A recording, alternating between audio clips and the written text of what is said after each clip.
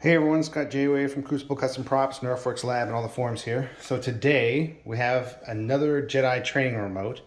Let me zoom in a bit here and adjust. But this is the Trooper Trent kit. So I did this for a friend of mine who wanted it built. And we were thinking about some different options on the base. At first we were thinking about a static base where it would just be a steel rod holding it up. But then there's some stability questions, and really having this float is probably the best way for it to be displayed. It looks good. It functions. If you have it on a battery backup, there's virtually no reason why it can't just spin forever, even if you have a power outage. And if you know your power outage is going to be a long time, you just take it off and just put it back on when you're done. When the power's back, but your battery backup will at least give you that reassurance that it won't crash. But in any case, so Trooper Trent's kit is great. It's super comprehensive. Now I do things a little bit different than the way his tutorial goes. I filled the seam around the equator, and I did all the red hand painted rather than use the decals. And there's nothing wrong with the decals or anything. It's very easy, and in honesty, you get pretty much the same look. But I wanted to go the extra mile, and I just put this on here to demonstrate.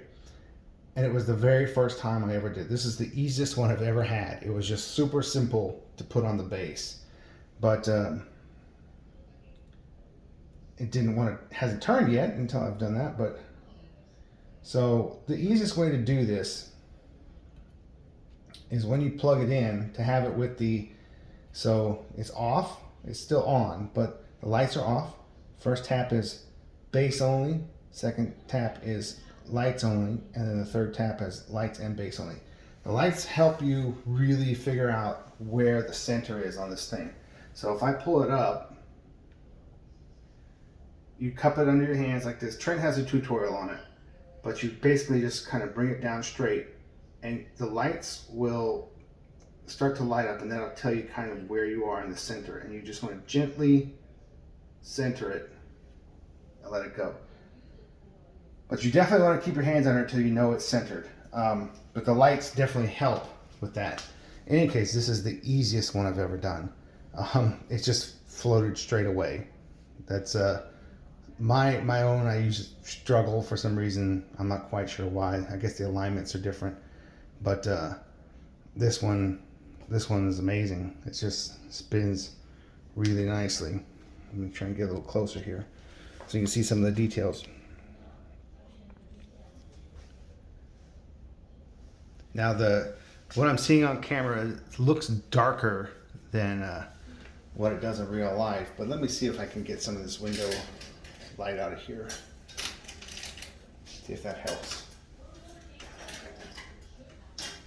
But anyway, that's the training remote. And if I can get a little lower, you can see how much it's floating here.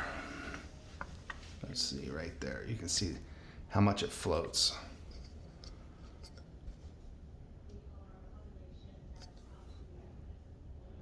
So pretty neat, very neat effect.